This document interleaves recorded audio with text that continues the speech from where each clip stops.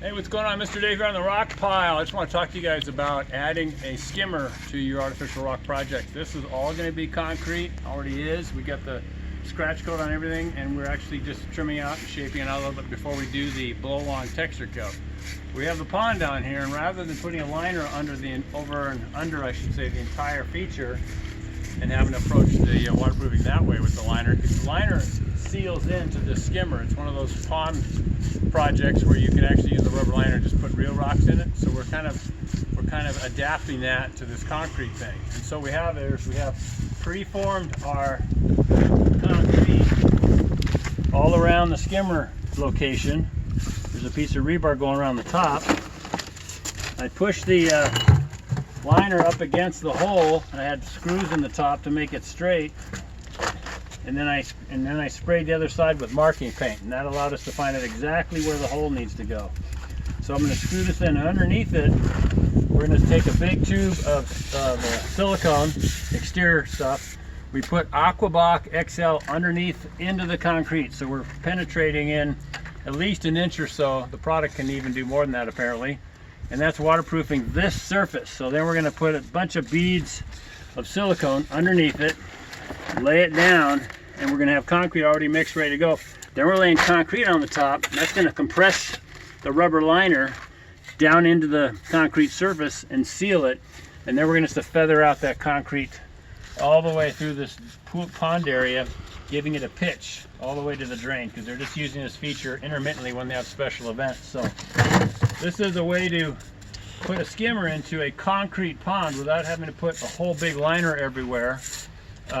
And then have to cover it all up with rebar and all that. You could do that, but this is a faster, easier way to do it, and I think it's totally fine. You're going to have water go all the way over. We're going to waterproof all the concrete once we put a new batch in here with our regular approach. And so the concrete on top of here is going to be waterproofed. So if it penetrates that, then it's going to go all the way, has to go all the way out to here, and then underneath, but there's going to be bars and beads of silicone that's going to block that access. It can't go down in here because we have the Miracoat Aquablock XL, which is a penetrating gel product. That'll waterproof it. Same thing around the perimeters. We might have to tape some tape and construction tape and hold this down possibly, or just really lay up the rock and pitch the rock at an angle and just put a load of cement on there to get this to seal all the way around on both sides. So that's the approach we're going to take with this project. Just wanted to show you guys how you can actually add a skimmer with the rubber liner seal around the opening. And this, the normal procedure is to put silicone around here, and then there's this face that goes in, and you tighten all the screws, and it blocks this in really well, pinches against the rubber plastic skimmer basin itself. The pump's going to go inside there. We've got a drain place, and we've got the feed for the water feature itself going into this wall right here, and we'll be able to feed the water feature that goes up to the top. But this is the approach we're going to be taking, and another way to skin the cat, gentlemen and gals. So anyway, have a great day. Remember to go to Podia, davehenderson.podia.com if you want to learn how to do this stuff. And we got some free things you can download, and if you want more blogs and links to other platforms, you can go to daverhenderson.com and check out all that content. Those links to other places gives you just hundreds of albums of photos, photo albums of projects we've done all over the country here, the county.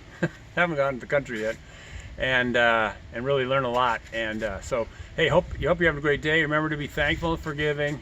When you do those two things right, you're gonna have an awesome life. You're gonna be a blessing and not a curse to those around you, and we need a lot of that these days, I think. So anyways, God bless you guys. Have a great day, and we will see you next time. Bye.